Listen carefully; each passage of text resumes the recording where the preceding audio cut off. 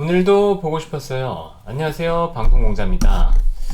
주말에 제가 친구들을 만나고 왔는데, 오랜만에 고향 친구들을 만났는데 참 즐겁더라고요. 옛날 생각도 많이 나고 덕분에 힐링도 하고 좀 기분 좋게 돌아왔습니다. 이번 주 방송도 이제 새롭게 시작해봐야죠. 아침에 이제 제가 메아리 매주 출연을 하고 있잖아요. 메아리 방송에서 얘기 드리는 것들은, 그러니까 제가 거의 1시간을 얘기를 드리기 때문에 그때 얘기해 드리는 것들을 많이 참조해 주시면 좀 도움이 될 겁니다. 일단 오늘 시장을 보면, 오늘 시장이 좀 동향이 특이했어요. 일단은 코스피, 이렇게 빨간색으로 표시된 게 코스피인데, 이제 장 초반 사실 좀 부진했거든요. 지지부진하다가 막판에 이렇게 올랐어요. 요게 이제 삼성전자 영향이었고, 코스닥 같은 경우에는 초반에 좋다가 쭉 밀었다가 다시 올라가는 모습이 나왔죠. 요 모습이 이제 왜 나왔느냐, 요게 중요할 것 같은데, 오늘 그 월요일 위클리 옵션 만기일이었어요.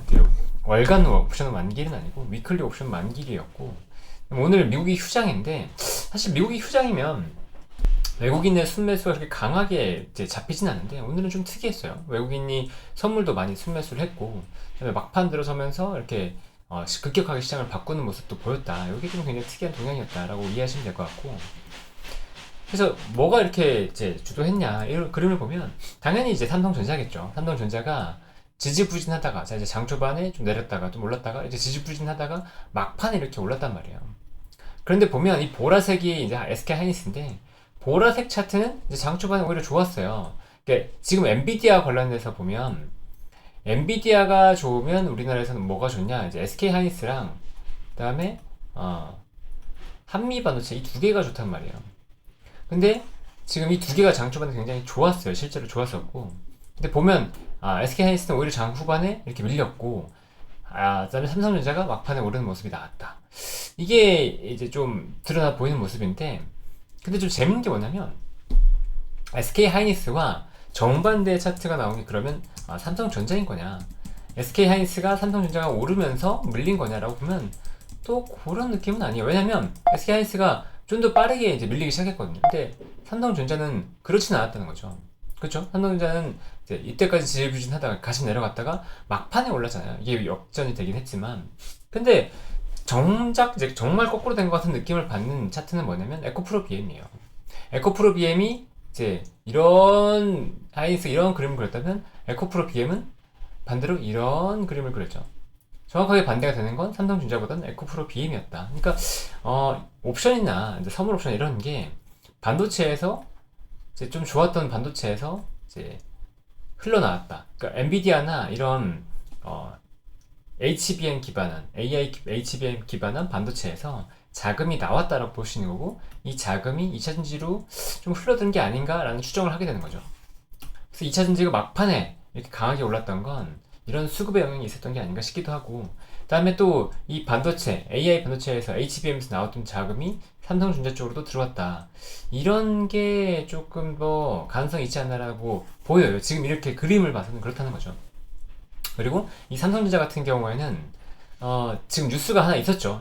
뭐가 있었냐면, 이제 HBM에서 엔비디아 쪽에서 HBM 쇼티지가 있으니까 삼성전자도 결국 들어갈 거다라는 얘기가 나왔고, 그다음에 아침부터 이제 사실 얘기가 있었던 게 뭐냐면, 아침에 이제 한미가 이제 IR이 있었어요. 컨퍼런스 콜이 있었는데, 이 IR에서 올해 주요 고객은 삼성전자라고 얘기했단 말이에요. 근데 삼성전자가 지금까지 HBM을 못했던 주요 이유 중에 하나가 한미 반도체 장비가 없었기 때문이다 라는 얘기가 있었거든요. TC 본딩 이 장비가 없기 때문이다 라고 했는데, 삼성전자에 이제 한미 반도체가 공급한다는 얘기를 한 거예요. SK하이닉스가 이제 장비를 이원하니까 삼성전자 쪽으로 우리가 넣겠다 라는 얘기가 나온 건데, 그러면 당연히 삼성전자는 HBM 쪽으로 좀 더 안정화될 수 있겠다라는 기대가 붙겠죠.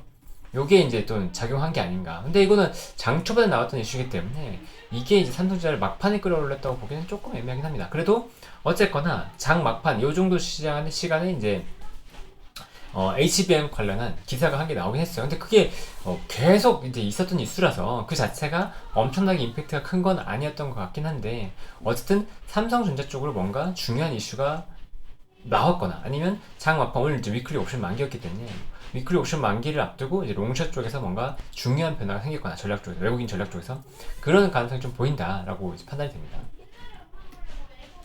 코스피 시장을 보면 오늘 1.3%가 올랐어요. 그런데 시장이 엄청 좋았냐?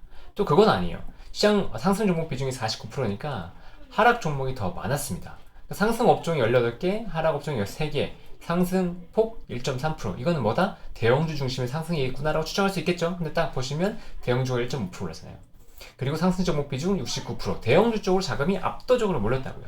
이 압도적으로 몰린 게 지금 보면 외국인의 순매도가 나왔는데 기관 쪽에서 순매수가 들어오면서 결국은 대형주 중심으로 가는 시장이었다라고 볼 수 있는 거고, 중형주도 1%가 오르면서 이제 56%, 그러니까 상승 종목 비중 56%가 오르긴 했습니다. 근데 결국 보시면 여기도 거의 보합 수준의 상승 종목 비중이잖아요. 그렇다는 건 이제 코스피 중형주도 그 시가총액 큰 종목들 중심으로 해서 좀 크게 올랐다. 이게 대표적으로 이제 원전이었죠.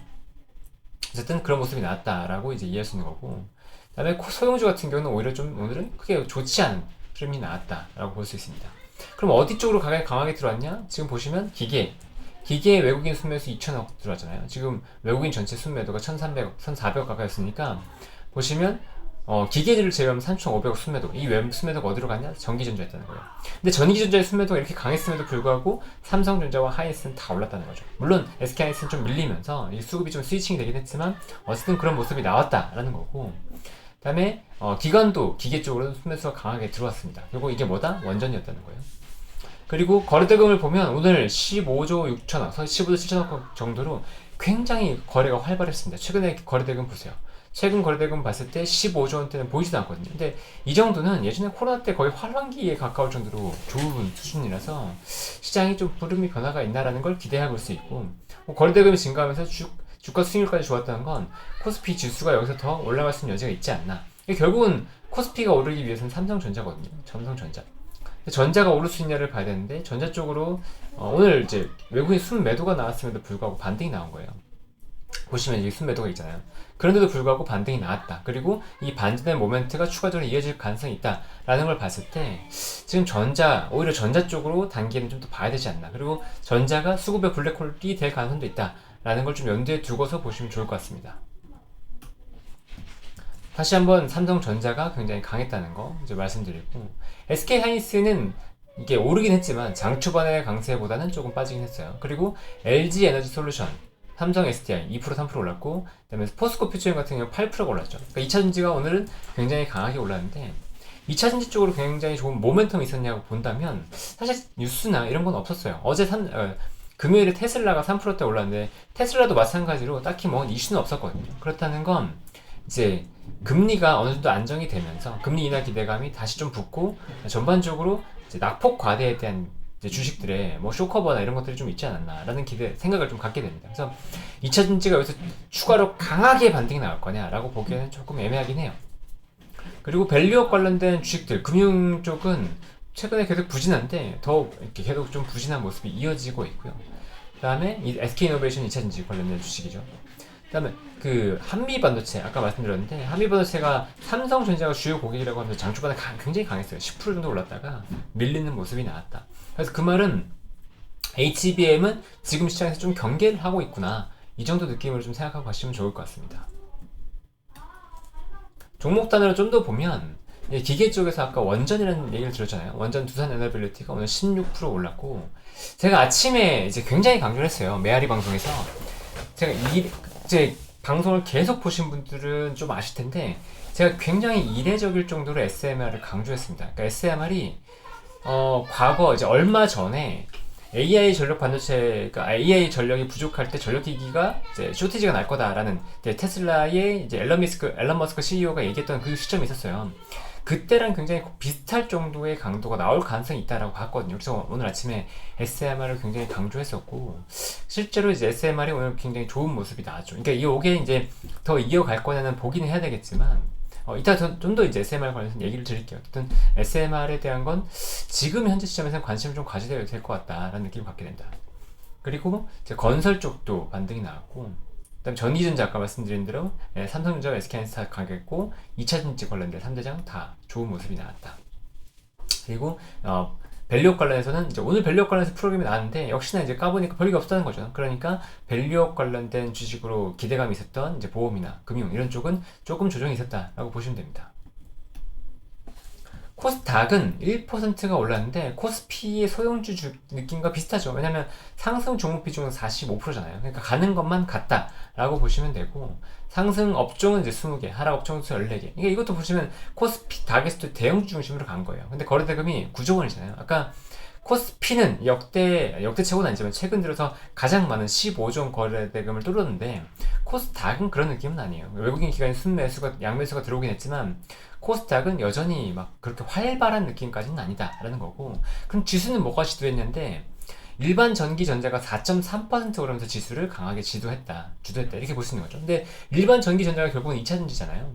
에코프로 BM도 있고 하니까 이 2차 전지 쪽에서 강한 반등의 흐름이 나왔고, 또한 이제 반도체 쪽에서도 이제 최근에 엔비디아 이제 풀리면서, 오늘 제가 두 개를 강조했었어요. 원전과 반도체를 강조했었고, 사실 2차 전지에 대해서는 전혀 이제 예상하지 않았는데 이 두 개 업종이 역시나 이제 수급이 들어오면서 강한 모습이 나왔다라는 게 보여지는 거죠.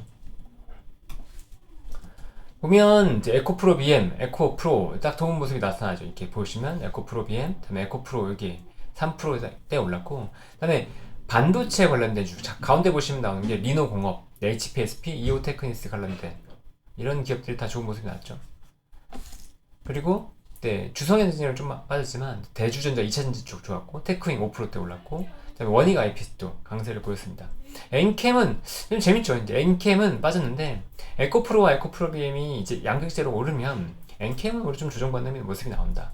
그리고 HLB가 이제 강하게 반등이 나왔는데 유성신자 이후에 빠졌잖아요. 아, 유성신자 아니고 저기 FDA 실패 이후에 빠졌는데 강한 반등이 나왔고, 그다음에 기존에 좀 좋다고 했던 이제 삼천당, ST팜, 뭐 알테오젠, 리가켄바이오 이런 바이오 종목들은 전반적으로 좀 부진했단 말이에요. 그러니까 시장에서 바이오 쪽이 그렇게 자금이 돌지 않는구나, 첫 번째고, 그다음에 쇼커버나 이런 것들 좀 있는 게 아닌가. 2차전지랑 HAB를 보면 그런 느낌이 받거든요. 옵션 만기일에 예상치 못했던 업종들이 강하게 튀는 걸 보면 그냥 이제 쇼커버 쪽으로 뭐 봐야 되지 않을까, 그런 느낌입니다. 이게 주도적으로 갈 만한 상황이냐라고 보면 아직은 잘 모르겠어요. 근데 HLB 같은 경우에는 물론 이제 회사에서 계속 좀 띄우기 위한 여러 가지 뉴스 플로우를 흘리고 있기 때문에 뭐 추가 반등이 나올 수도 있겠죠.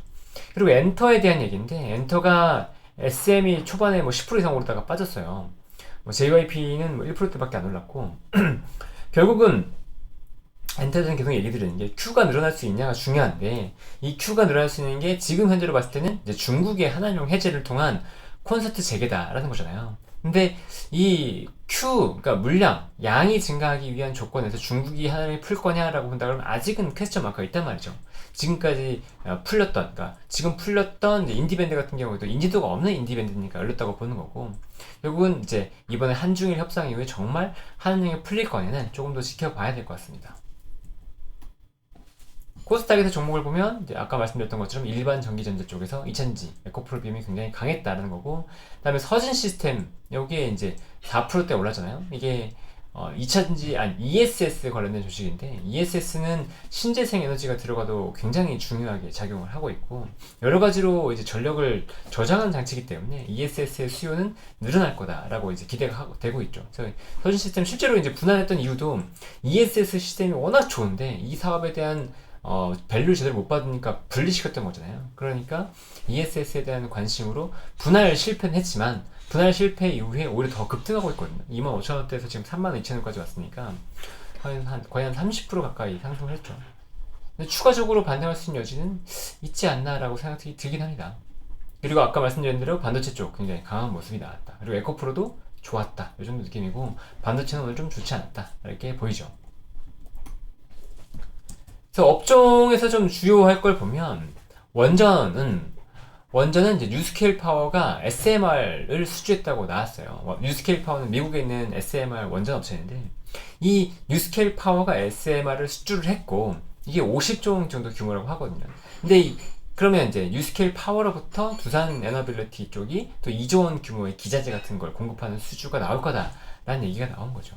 근데 29년부터 24기에 공급을 한다라고 얘기가 나왔어요. 그러면 미래에 있는 거니까 지금 이제 뭐 아직 멀었어라고 할 게 아니고, 이 SMR 수주가 나왔다고요. 조선도 마찬가지고 미래의 수주가 나오면 미래 땡긴다는 거죠. 그러면 지금 상황에서 봤을 때 전력 부족 이슈가 지금 불거졌잖아요. 전력 부족 이슈에서 지금 최근에 얘기 나온 건 SFC, 그다음에 태양광, 원전이란 말이에요. 근데 태양광이나 풍력 같은 경우는 계속 얘기 드리지만 이게 한계가 있어요. 전력을 감당하기에는 한계가 분명하게 존재하고, 그리고 이 태양광이나 풍력 같은 경우에는 전력이 안정적으로 생산되지 않는 게 첫 번째고, 그 다음에 이거를 설치해서 수용가까지 전달하기 위한 전력 기기의 수요가 기존 전력 대비해서 3배 정도 더 필요하다. 요것도 문제라는 거예요. 그리고 여전히 이제 원전이나 다른 것에 비해서 비싸다라는 것도 문제가 되는 거고. 그렇기 때문에 이 전력 부족난에서 실제로 이제 원전이 더 부각받을 수 있는데, 원전은 이제 수주까지 나오면서 실제 이제 실적에 대한 가시관까지 붙었다. 이게 SFC 같은 경우는 수소를 올려준잖아요. 연료전지 같은 경우에도 아직은 이제 실적으로 붙기는 조금 애매하거든요. 그리고 SFC의 가장 큰 문제는 수소를 생산하는 것인데, 이 수소가 비싸요. 이 수소가 보면 그린 수소, 그다음에 그레이 수소, 블루 수소가 있는데, 그린 수소 같은 경우에는 이제 뭐 부생수소라든가 아니면 전기 분해를 하거나 이런 식으로 해서 자체적으로 수소를 생산하는 거고, 그다음에 그레이 수소 같은 경우에는, 그레이 일단 회색이잖아요. 회색 그 자체가 별로 안 좋은 건데, 이 그레이 수소는 천연가스 이런 것들을 개질해서 나오는 거예요. 그러면 개질해서 수소를 뽑아내는 과정에서 이산화탄소는 나오거든요. 그러니까 이게 좋은 수소는 아니다라고 해서 그레이라고 하고, 이 그레이 수소에서 또 이산화탄소를 포집해서, 이건 진짜 청정에너지라고 하는 게 블루 수소예요. 그렇다 그러면 이산화탄소를 포집하면 또 비용 더 들어가잖아요. 그러니까 이 수소를 안정적으로 공급할 수 있는 여력이 아직은 없어요. 그러니까 수소는 지금 3가지 이슈가 크게 이슈인데, 하나는 수소의 생산, 이거를 어떻게 저렴하게 또 대량으로 뽑을 거냐, 이게 문제고, 다음에 수소의 저장. 이 수소가 워낙 가벼운 이제 기체다 보니까 부피가 크죠. 단일 용량에 비해서. 그래서 부피가 크다 보니까 이거를 용기에 넣는 게 너무 한계가 있는 거예요. 용기에 똑같은 용기에 넣는다고 하더라도 많이 안 들어가니까. 그래서 이거를 수소를 어떻게 조장할 거냐. 그리고 수소는 또 위험하다는 얘기가 있잖아요. 폭발성이 워낙 크니까. 그럼 수소를 안전하게 보관할 수 있는 그 보관 기술이 있냐. 이 3가지가 지금 관건인 건데, 아직은 3가지 다 완전하게 해결이 되진 않았어요. 물론 이제 폭발 위험성에 대한 거 많이 감소했지만, 앞에 2가지 이슈는 아직도 크게 이제 해소가 되지는 않았기 때문에 수소가 본격화되기는 조금 어렵지 않나? 라는 느낌을 갖게 됩니다. 그리고 아까 2차전지 말씀드린 것처럼 큰 어제가 없는 가운데 옵션 만기 일에 청산이 있었던 게 아닌가 싶은 생각이 들고요. 그 다음에 유리기판 같은 경우는 이제 SKC가 미국에서 공장을 짓는데 보조금 1,000억을 받았다. 근데 유리기판, 그러니까 기판주가 이제 보조금을 받은 건 굉장히 이례적이라는 거죠. 이 말은 미국에서도 이 유리기판 시장에 대해서 굉장히 긍정적으로 바라보고 있고 꼭 필요한 산업이다라고 인정한다. 이런 느낌을 갖게 합니다. 그러니까 SKC 오늘 주가가 급등했죠. 10% 이상 급등하는 모습이 나왔고, 16% 가까이 이렇게 급등이 나왔고, 유리기판 같은 경우에는 미국 정부에서 인정했으니까 이제 계속 갈 거냐, 아직은 숫자가 안 나오니까 요거는 조금 애매하다, 이 정도로 느낌 볼 수 있겠네요. 그리고 마지막으로 이제 종목 하나 얘기 드리면 에코앤드림인데, 아침에 제가 이제 매일경제TV 방송에 나와서 얘기를 드리려고 했었는데 조금 시간이 부족했어요. 그래서 좀 간략하게 넘어갔던 종목인데, 일단 이 회사는 LCM 3원계 전국체를 생산합니다. 그러니까 LCM이라고 하면 리튬이 아니고 NCM 잘못 적었네요. NCM, 니켈, 코발트, 망간, 이 3가지의 리튬이 섞인 게 이제 3원계 배터리라고 볼 수 있는데, 이 NCM 3가지를 섞어서 전구체를 만드는 회사가 에코앤드림이에요. 근데 예전부터 이 유미코아라는 벨기에의 이제 고객사를 대상으로 해서, 이 유미코아는 글로벌 양극재 1위 회사거든요. 근데 이 회사를 통해서 전구체를 공급할 거다는 얘기가 나왔었는데, 사실 증설 공시나 수주 공시가 굉장히 안 나왔었어요. 근데 최근에 보시면 이제 올해 초에 대규모 투자 공시를 했었죠. 그 다음에 주가가 급등했다가 떨어졌는데, 그 당시에 이제 1,800억 규모의 투자를 한다라고 얘기가 나왔고, 이 1,800억 투자를 하면 이제 캐파는 3만 톤을 추가하게 된다라고 하는 거죠. 그러니까 기존에 5천 톤이었으니까 3만 5천 톤이 된다라는 얘기가 됐던 거고, 그 다음에 투자 규모는 지금 2,200억으로 늘었어요. 이게 설비 투자를 늘리는 것 같지는 않고, 주변에 뭔가 좀 다른 걸 추가하는 뭐 그런 공사가 있는 것 같아요. 그리고 에코앤드림이 특이한 건 이제 최근에 보면 지난달부터 수주 공시가 나오는데, 월 80억에서 90억 정도의 수주, 지난달에 한 83억, 이번 달에 한 89억, 이런 수주가 나오고 있어요. 그러니까 왜 에코프로나 이런 LNF처럼 대규모 수주가 나오지 않고 월 PO가 나오느냐, 이걸 궁금해했는데, 이게 이제 원래는 대규모 수주를 하고 싶었대요. 왜냐면 5년 공급 계약을 체결했거든요, 유미코아랑. 그러니까 이 35,000톤까지 5년 공급 계획을 체결했음에도 불구하고 대규모 수주가 안 나온 건 원자재 가격에 따라서 이 수주 규모가 바뀐다는 거예요. 10%뭐 플러스 마이너스 10% 이상 바뀌어버리니까 이게 제대로 된 수주가 맞냐라고 하면서 공시를 거부한 거죠. 거래소 쪽에서 이제 공시를 거절했고, 그러다 보니까 실제로 PO가 나왔을 때 매달 발표한 형태로 바뀌었어요. 이게 지금 2달째 나온 거고, 그러면 월 80억, 90억이 꾸준히 나온다고 치면 12를 곱하면 1000억 정도 나와요. 1000억 안팎.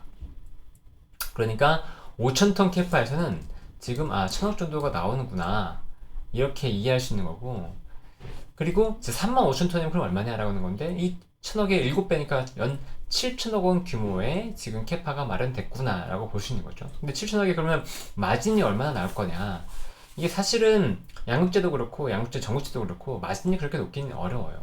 뭐 맥스로 봤을 때 한 이 정도? 뭐 10%? 맥스로 봤을 때 뭐 10%? 이 정도 나오지 않을까? 근데 아무래도 뭐 한 7%? 6%? 7%? 8% 이렇게 나오면 많이 나오는 거겠죠. 그러면 7천억에 한 7, 8% 나온다고 치면 5, 600억 나오는 거잖아요. 그럼 시가총액 대비해서 뭐 싸다 비싸다를 얘기하기는 좀 애매한데, 그래도 이게 만약에 공장이 돌아가기 시작하면 추가적으로 증설은 굉장히 빠르게 돼야 됩니다. 왜냐면 LCM, 유니코어 쪽에서 NCM 투자해야 되는데 전구체가 좀 부족하거든요. 전구체 캐파리가 못 따라가고 있기 때문에 그만큼 증설이 이어져야 돼서, 에코앤드림은 2차전지 쪽이 좀 분위기가 풀린다 그러면 충분히 더 갈 수 있는 여지가 있지 않을까. 그러니까 실적이 안정적으로 나올 수 있는 상황에서 저평가에 대한 모멘텀까지 있으니까 에코앤드림은 여기에서는 추가적으로 볼 수 있지 않을까라는 기대감을 갖게 합니다. 오늘 얘기는 여기까지고요. 우리는 분명 더 행복해질 겁니다. 여기서 좀 더 노력하고 같이 한번 공부해 보시죠. 그러면 저는 또 내일 뵙겠습니다. 여러분 안녕.